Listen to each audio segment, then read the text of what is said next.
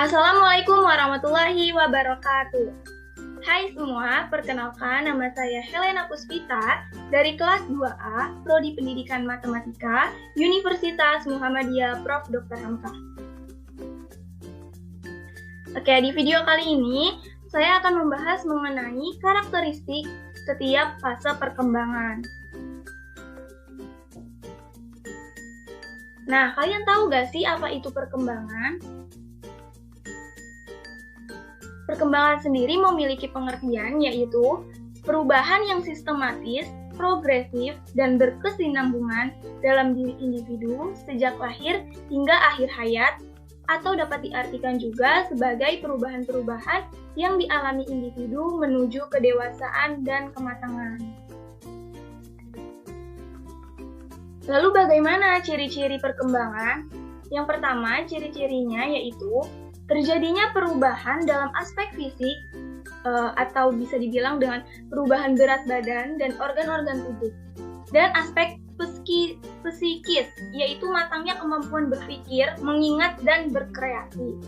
Yang kedua, terjadinya perubahan dalam proporsi aspek fisik, yang dimana proporsi tubuh anak akan berubah sesuai dengan fase perkembangannya.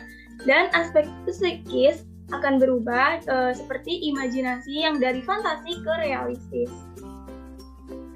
Yang ketiga, lenyapnya tanda-tanda yang lama, yaitu tanda-tanda fisik. Misalnya seperti lenyapnya kelenjar timus, yaitu kelenjar anak-anak seiring dengan bertambahnya usia. Selanjutnya ada aspek psikis, yaitu lenyapnya gerak-gerak kanak-kanak dan perilaku impulsif. Selanjutnya yang keempat, ciri-cirinya ini ditandai dengan adanya pergantian gigi dan karakter seks pada usia remaja. Jika tanda-tanda psikisnya itu ditandai dengan berkembangnya rasa ingin tahu tentang pengetahuan, moral, interaksi dengan lawan jenis. Selanjutnya, kita akan membahas mengenai tahap-tahap perkembangan. Ada apa aja sih tahap-tahap perkembangan itu? Oke, simak videonya ya. Yang pertama itu kita akan membahas mengenai fase orok atau dikenal dengan prenatal. Kalian tahu gak apa itu fase orok atau prenatal period? Nah, kita akan bahas pengertiannya yaitu periode kelahiran atau prenatal period adalah masa dari pembuahan hingga kelahiran. Periode ini merupakan masa pertumbuhan yang luar biasa dari satu sel tunggal hingga menjadi organisme yang sempurna dengan kemampuan otak dan perilaku. Periode ini berlangsung kurang lebih 9 bulan. Selanjutnya, kita akan mengalami fase bayi, yang dimana pengertian dari fase bayi ini adalah periode perkembangan yang dimulai sejak lahir hingga usia 18 atau 24 bulan. Masa bayi ini adalah masa yang sangat bergantung pada orang dewasa. Banyak kegiatan psikologis yang terjadi hanya sebagai permulaan seperti bahasa, pemikiran yang simbolis, koordinasi sensori motor, dan belajar sosial. Selanjutnya ada fase prasekolah. Usia anak sekolah atau biasa dikenal dengan masa anak-anak awal adalah pada usia sekitar 3-6 tahun, dan pada umumnya anak prasekolah mengikuti program penitipan yang dikenal dengan kelompok bermain atau playgroup serta program taman kanak-kanak. Selama ini anak-anak kecil akan belajar semakin mandiri dan menjaga diri menjadi mereka sendiri. Selanjutnya juga biasanya ini tuh di fase prasekolah, anak juga akan diajarkan untuk mengembangkan keterampilan kesiapan bersekolah, dengan mengikuti perintah dan mengidentifikasi huruf. Juga akan meluangkan waktu berjam-jam untuk bermain dengan teman-teman sebaya. Nah, dari fase prasekolah tadi, kita akan memasuki fase anak sekolah. yang dimana biasanya tuh dikenal dengan memasuki sekolah dasar. Nah, pada usia sekolah dasar ini yang dimana sekitar umur 6-12 tahun, anak sudah dapat mereaksi atau merangsang intelektual atau melaksanakan tugas-tugas belajar yang menuntut kemampuan intelektual atau kemampuan kognitif. Periode ini biasanya disebut dengan tahun-tahun sekolah dasar. Keterampilan-keterampilan fundamental seperti membaca, menulis, dan berhitung telah dikuasai. Anak secara formal berhubungan dengan dunia yang lebih luas dan kebudayaan.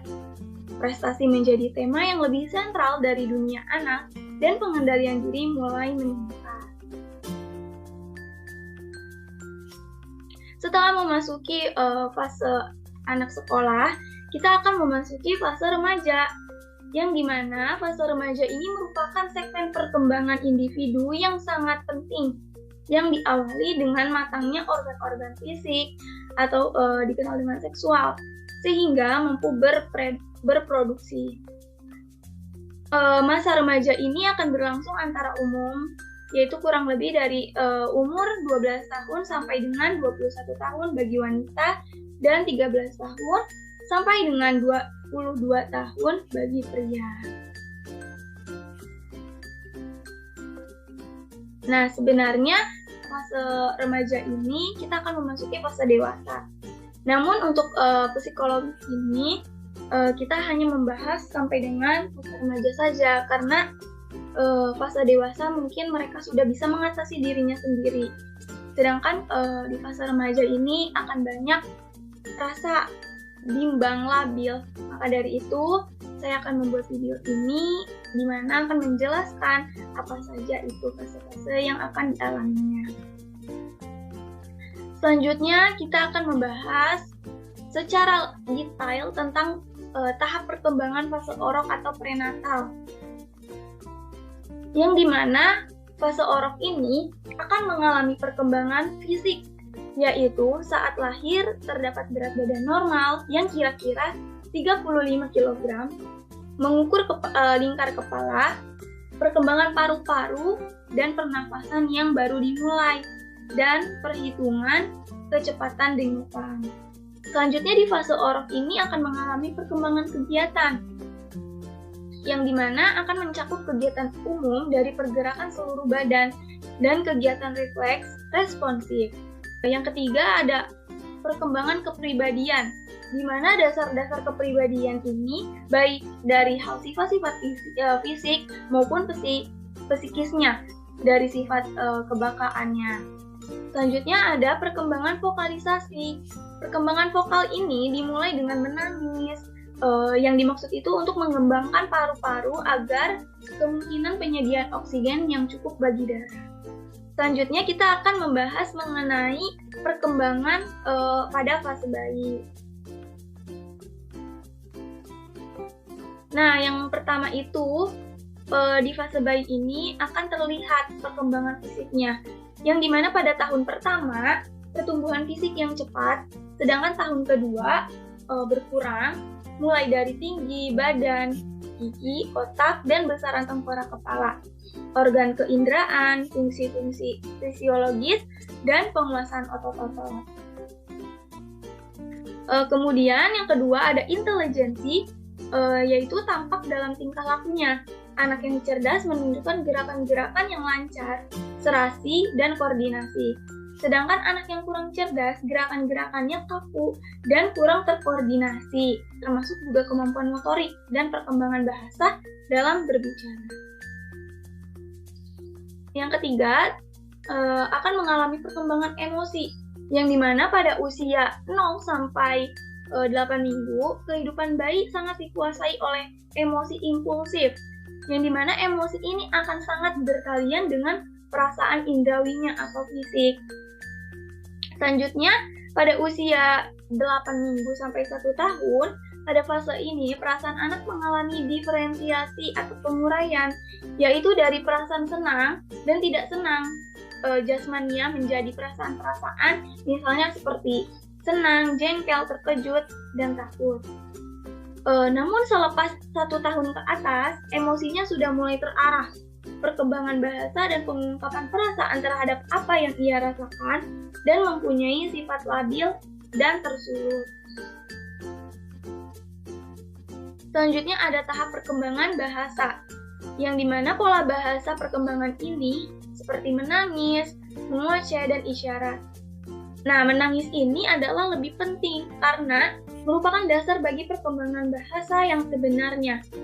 Isyarat dipakai bayi sebagai pengganti bahasa karena bahasa dipelajari melalui proses meniru. Maka bayi perlu memperoleh model atau contoh yang baik supaya dapat meniru kata-kata yang baik. Nah, tahap selanjutnya yang kelima yaitu akan mengalami perkembangan pengertian. Bayi ini makin lama makin mengerti tentang apa yang ia amati melalui objek nyata yang diperoleh penjelasan sensorinya seperti melihat, meraba, mencium, dan mengecap. Nah, kalian tahu nggak sih apa aja tuh faktor-faktor yang udah mempengaruhi perkembangan bayi nih seperti tadi? Yaitu ada faktor internal dan faktor eksternal. Faktor internalnya sendiri yaitu seperti tempo atau kecepatan dan irama perkembangan tersebut berbeda-beda pada setiap fase dan setiap anak. Selanjutnya di dalam faktor internal ini juga terdapat bakat, temperamen, dan perkembangan anak yang tidak sama. Lalu apa faktor eksternalnya? Yang pertama yaitu perawatan jasmani, sikap attitude, atau pendidik. Nah, jadi orang tua ini sangat berpengaruh dalam setiap perkembangan anak-anaknya. Dengan demikian, prestasi anak dalam proses perkembangan yang disertai usaha belajar itu bergantung pada bakat kemampuan anak itu sendiri. Di samping itu, ditunjang pula oleh usaha pertolongan dari orang dewasa atau seperti dari gurunya, orang dewasa yang di lingkungannya, terutama orang tua. Nah, selanjutnya kita akan memasuki fase prasekolah atau TK, yaitu akan mengalami perkembangan fisik yang dimulai dari tinggi dan berat badan maupun kekuatannya. Pertumbuhan tulang-tulangnya semakin besar dan kuat, namun pertumbuhan tengkoraknya tidak secepat usia sebelumnya. Untuk pertumbuhan fisik anak sangat diperlukan gizi yang cukup, baik itu dari protein maupun vitamin dan mineral. Juga ada karbohidrat untuk energinya. Yang kedua, akan mengalami perkembangan sosial, di mana pada usia 4 tahun, perkembangan sosial anak sudah tampak jelas dengan tanda-tanda seperti mulai mengetahui aturan, mematuhi peraturan, sadar akan hak dan kewajiban orang lain, bermain bersama anak-anak sebaya. Perkembangan sosial anak ini sangat dipengaruhi oleh psikologi sosial keluarga dan kematangan penyesuaian sosial akan sangat terbantu apabila anak usia prasekolah dimasukkan ke TK ataupun playgroup. Yang ketiga ada emosional yang dimana dia akan mulai menyadari dirinya sendiri serta perkembangan perasaan yaitu bisa mulai mengakui dirinya sendiri di lingkungannya. Nah, misalnya ini yang akan dialami emosionalnya seperti takut, cemas, marah, cemburu, kegembiraan, kasih sayang, fobia, dan ingin tahu. Selanjutnya, ada perkembangan bahasa. Pada masa ini, perkembangan bahasa terus berlanjut. Pembedaharaan kosakata meningkat dari berbagai pelajaran di TK. Dan di usia 2 sampai 2,5-6 bulan, anak sudah mulai mampu menyusun kalimat tunggal. Jadi dia udah bisa mulai berbicara dengan kosakata yang sudah diajarkan. Nah, selanjutnya ada fase anak SD. Perkembangan yang akan dialaminya, yang pertama ada bahasa. Seperti yang kita ketahui dari fase sebelumnya sampai fase SD ini pasti anak akan mengalami perkembangan yang terus meningkat. Nah, di tahap perkembangan bahasa ini, anak memiliki kemampuan yang lebih dalam memahami dan menginterpretasikan komunikasi baik lisan maupun tulisan. Jadi pada perkembangan ini anak akan semakin banyak menggunakan kata kerja yang tepat untuk menjelaskan satu tindakannya seperti mau makan, minum, tidur, ataupun mandi. Yang kedua, yaitu perkembangan berpikir. Dalam fase ini, anak tidak lagi berpikir secara egosentris atau memikirkan dirinya sendiri. Namun anak mulai memperhatikan keadaan sekelilingnya dengan objektif. Dia akan mulai berpikir untuk membantu orang-orang di sekitarnya. Nah, selanjutnya ada perkembangan sosial. Maksud dari perkembangan sosial ini adalah pencapaian kematangan dalam hubungan atau interaksi sosial yang dapat diartikan sebagai proses belajar untuk menyesuaikan diri dengan norma-norma kelompok, tradisi, dan moral agama. Perkembangan sosial ini dipengaruhi oleh keluarga, teman sebaya, dan guru. Lalu ada perkembangan moral, yaitu anak akan mulai mengenal konsep moral, yang dimana dia akan mengetahui benar atau salah, baik atau buruk. Pertama kali dari lingkungan keluarga. Usaha menanamkan konsep moral sejak dini merupakan hal yang seharusnya karena informasi yang diterima akan mengenai benar, salah atau baik dan buruknya menjadi pedoman pada tingkah laku di kemudian hari. Selanjutnya ada perkembangan emosi, di mana emosi-emosi yang umum itu seperti marah, takut, cemburu, iri hati, kasih sayang, rasa ingin tahu, dan kegembiraan. Nah, dari fase sekolah tadi, kita akan memasuki fase remaja. Di mana fase remaja ini merupakan puncaknya. Jadi, perkembangan fisik yang tadinya masih kecil gitu kan, tiba-tiba kita sudah lihat perkembangan dari tingginya yang sudah melonjak tinggi gitu kan. Nah, perkembangan fisik ini di masa remaja ditandai dengan adanya hormon-hormon baru diproduksi oleh kelenjar endokrin, dan ini membawa perubahan dalam ciri-ciri seks primer dan memunculkan ciri-ciri seks sekunder. Gejala ini memberi isyarat bahwa fungsi reproduksi untuk menghasilkan keturunan sudah mulai bekerja. Nah, selanjutnya ada tahap perkembangan kognitif, di mana remaja sudah bisa membedakan antara yang nyata dan konkret dengan yang abstrak dan mungkin. Yang kedua, munculnya kemampuan nalar secara ilmiah melalui kemampuan menguji hipotesis. Yang ketiga, remaja dapat memikirkan masa depan tentang membuat dan mengeksplorasi berbagai kemungkinan untuk mencapainya. Yang ketiga, ada emosi. Jadi, masa remaja ini merupakan puncak emosional, yaitu perkembangan emosi yang tinggi. Hal ini disebabkan karena adanya perubahan hormon dan fisik. Akibatnya di masa perkembangan remaja ini, mulai tumbuh adanya rasa cinta, rindu, dan ingin berkenalan secara intim dengan lawan jenisnya. Nah, selanjutnya, terdapat perkembangan sosial. Di lingkungan keluarga akan menjalin hubungan yang baik dengan para anggota keluarga. Di lingkungan sekolah, misalnya dia akan bersikap lebih respek dan mau menerima peraturan sekolah serta berpartisipasi dalam kegiatan sekolah.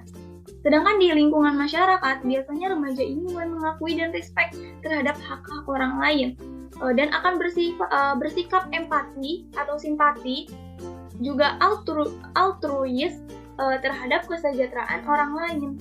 Juga akan respect terhadap nilai-nilai hukum, tradisi, dan kebijakan. Selanjutnya, akan mengalami perkembangan kepribadian, yang dimana faktor-faktor ini menjadi tampak terjadinya perubahan kepribadian pada masa remaja. Yang pertama seperti perolehan pertumbuhan fisik, kematangan seksual, yang disertai dorongan emosi yang baru. Selanjutnya ada kesadaran terhadap diri sendiri, kebutuhan akan persahabatan yang bersifat heteroseksual. Yang terakhir akan munculnya konflik sebagai dampak dari masa transisi. Jadi pada masa remaja ini merupakan masa berkembangnya identity atau jati dirinya. Selanjutnya ada perkembangan sosial, di mana pada masa ini muncul dorongan untuk melakukan perbuatan yang dapat dinilai baik oleh orang lain. Jadi remaja akan berperilaku bukan hanya untuk memenuhi kepuasan fisiknya, tetapi psikologis. Nah, pada saat ini remaja mampu mempertimbangkan semua kemungkinan untuk menyelesaikan suatu masalah dan mempertanggungjawabkannya berdasarkan suatu hipotesis atau proporsi. Jadi, ia dapat memandang masalahnya dari berbagai sisi dan menyelesaikan dengan mengambil banyak faktor sebagai pertimbangan. Pada fase remaja ini, remaja akan membutuhkan teman yang dapat memahami dan menolongnya. Teman akan turut serta merasakan suka dukanya. Jadi, di sini itu fase remaja ini sangat pasti mempunyai teman yang benar-benar bisa merangkul dia ke jalan yang lebih baik gitu. Oke, ternyata dari penjelasan yang sudah saya paparkan dapat disimpulkan bahwa fase kehidupan manusia dimulai dari fase orok, fase bayi, fase prasekolah atau TK, fase usia sekolah atau dikenal dengan SD, dan fase remaja. Sebenarnya juga ada setelah fase remaja ini ada fase dewasa. Tetapi karena balik lagi seperti yang sudah saya jelaskan sebelumnya, karena di psikologi ini mungkin fase remaja ini akan yang mengalami konflik yang benar-benar puncaknya dan mengalami masa-masa labil. Jadi kita akan membahas sampai fase remaja.